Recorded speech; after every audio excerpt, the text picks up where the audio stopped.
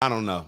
I don't know. Let me, Uncle Brother, let me, Uncle Brother, give us some wisdom here. As a former resident of LA with Angelino friends, a lot of those Angelinos are Americans of Mexican descent who are descendants of Mexicans who lived in LA when it was still Mexico.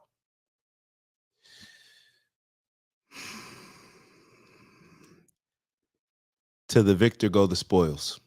And Uncle Brother, you keep giving me these amazing segues. So I have to thank you for that. I wasn't going to go here, but since you gave me this amazing segue, we're going to switch up and maybe we can get a little enlightenment from Katt Williams.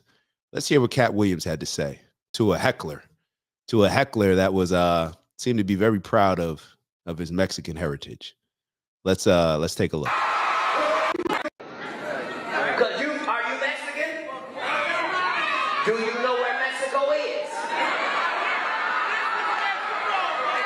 No, this ain't Mexico. It used to be Mexico, motherfucker, and now it's Phoenix, goddammit. Uncle Brother, it used to be Mexico. Now it's LA. That's how it goes. You lose the war, you lose the land. I mean, people could fight for it. Now, let me ask you this. You could say that you're entitled to it. I don't know the rules. Cool. You know, we're still waiting for our 40 acres and a mule, right? Saying that we're entitled to stuff. Cool. Depending on where you think black people came from in this country, if you think everybody came over in the transatlantic slave trade, I don't. I believe that I know my people were here, but to each their own.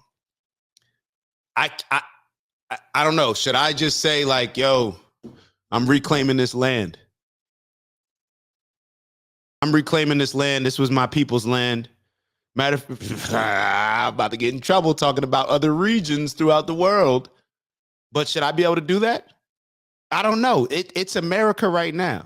It's America right now. So that's all I'll say. I'm not saying from a morally like a morally righteous, standpoint. You know how I feel. I don't like wars, period. I don't. When they happen, I don't know what people should do. I don't know what people should do. But as of right now, America's America. So what used to be, but right now, LA is America. So I don't know. Let's keep going. Let's hear the rest of what Katt got to say.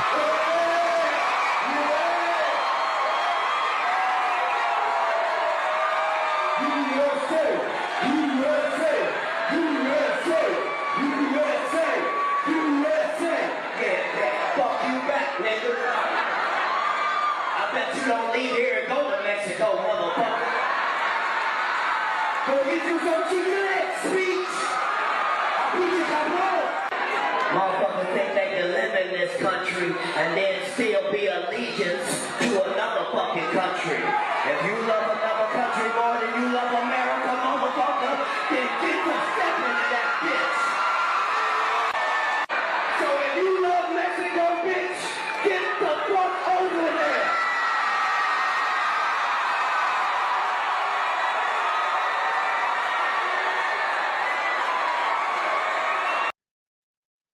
And I mean, he said it in different words than maybe we've heard other people say it. But what was he saying? If you got such an allegiance to your country, if your allegiance to your country where you're from is stronger than your allegiance to America, Americans should be concerned about that.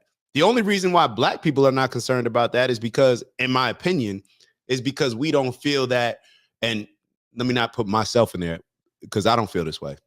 But a lot of black people don't feel like America is worth pledging allegiance to. I'm an American, yo. I'm an American. It is what it is. This is what I'm here. I'm an American. If I see, because this is the thing. Everybody, if you really, this is what I just don't understand. This goes back to the same conversation that we were talking about with DEI. If I felt that there was another country that I pledged my allegiance to that I thought was better for me than America, then I wouldn't be like, I wouldn't be like marching and protesting and doing the same thing that people were doing 60, 70 years ago. I would be going on a trip, not a vacation, but a work trip. And I would be going to explore different areas. And whatever area I felt was the best place for me to thrive, have an opportunity to build a successful life, to build a family, I would just go there and build it. Probably would cost me a whole lot less. I'd still tap in with y'all on Mondays, Wednesdays, and Fridays. And now we got the Sunday. And I would just live there. I don't understand all of this. I don't know. I don't know. I don't know. Sometimes I feel like I've been MAGA-fied or Republican-fied. So I got to check myself, or I need y'all to check me. But am I off when I say that? Like, do y'all see it differently? And I'm not saying that you can't complain. I'm not saying that you can't try to change things. America's obviously not perfect. I'm just telling y'all, I would go explore something else. Because, for one, I'll tell you exactly why. You know why I wouldn't waste time protesting?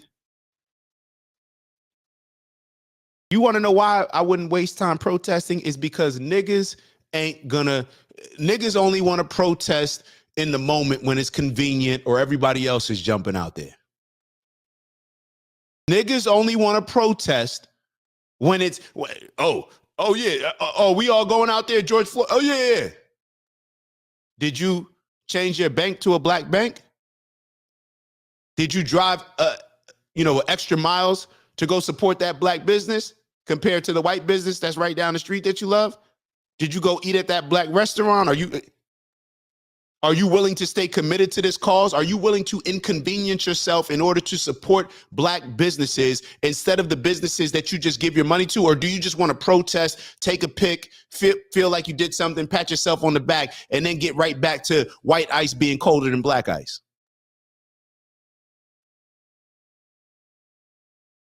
Negroes ain't staying committed to no cause. Knock it off. That's why I wouldn't do it. I would just go somewhere else. We got the opposite mindset. Our mindset, our idea of protesting is, I want to protest, so therefore I can live in a white neighborhood around people that don't like me. So I can go to a white restaurant and support these businesses that that don't even want my money and that are going to mistreat me. We don't have the mindset where it's like, oh, y'all don't want my money? Bet. We going elsewhere. Rally and cry. We're not going to that business anymore. Matter of fact, we're not going to that bank anymore. We're not going. Y'all heard what Trump said about Canada when he was talking about Canada. American banks aren't allowed in Canada. Why do you think American banks aren't allowed in Canada? Smart move on Canada's part. Because they're keeping everything in-house. Black people have never been willing to do that. The Nation of Islam may do it, but give me another group that has done it over a period of time. Black people's problems could be fixed like this about all the complaints that I hear.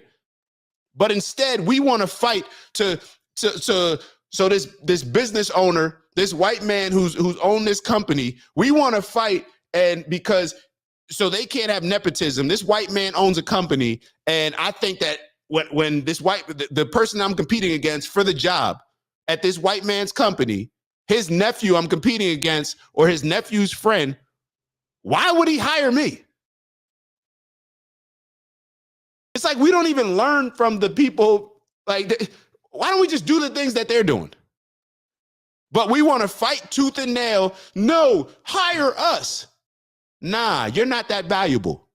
You want to know why I know you're not that valuable? Because if you were that valuable, you'd be confident enough, instead of begging me to hire you, you would go start your own with your own people and then compete against me. Stop it. Knock it off. I would be out. That would be me. But to each their own. Protesting and marching. Like, what has protesting and marching ever done besides get you a little feel-good pat on the back? You write your sign up with your friends, and you can put your picture side by side with people marching in the 60s and really act like you did something. Well, what were the results of their marching and protesting compared to ours? We don't even know what we're protesting. We don't even know what we're asking for. You want to know why we don't even know what we're asking for? Because every change that we want, we don't even have to involve asking anybody. We could just do it ourselves, but we'd rather make complaints to give us an excuse to act like something magically is holding us back from doing the things that we know we need to do, but we just don't want to do it because it's more convenient to go rock with the white folk. Come on now. Y'all need to knock this goofy shit off. Let me have a little sip of my drink. All right, moving on. Since we on this X energy, let's move into a little bit of Elon Musk. Let me show y'all this. It was an interesting clip that this young lady put up. Well, I thought it was interesting. Maybe y'all won't, but it's just getting in our own ways and hustling backwards. Y'all heard me say this time after time.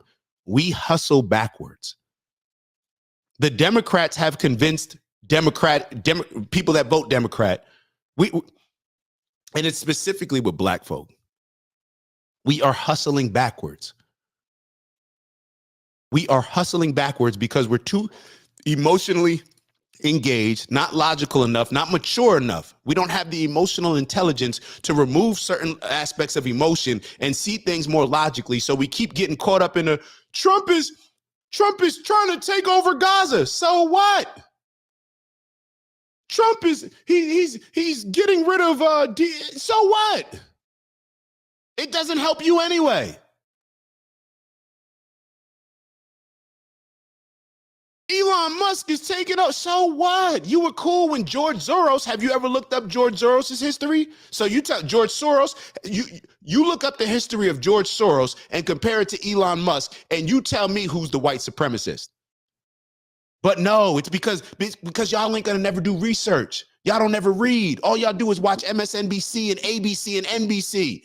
All y'all do is watch this goofy shit, and therefore you never actually free think and independently think on your own. That's why all y'all talk about, oh, Donald Trump's doing Project 2025. I just had a conversation with somebody the other day, them telling me that, well, Donald Trump said he wasn't going to implement Project 2025, but here he is doing everything. I said, oh, you read Project 2025?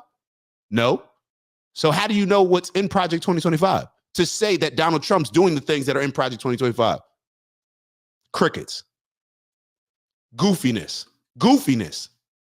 Let me Uncle Brother said, okay, so you're good with Trump's plan to claim Gaza. Got it. It used to be Gaza. It's about to be Middle East, Palestine, America, Trump Plaza on the Mediterranean. Damn the Palestinians. This is what you don't get, Uncle Brother. No, I didn't say I'm good with it. I said, who cares? I can't afford to care. Let them care about those problems. Why do black people always have to stretch ourselves so thin to solve everybody else's problems? Why we got to solve LGBTQ? We got to solve the migrant issues. We got to solve Gaza. We got to solve Ukraine. Why do we have to solve every single issue? And then when we sit back, who's helping us? That's why the Democrats do exactly what they do. Because they know that we're just the doers. Y'all need to fight a battle? All right, we'll frontline it.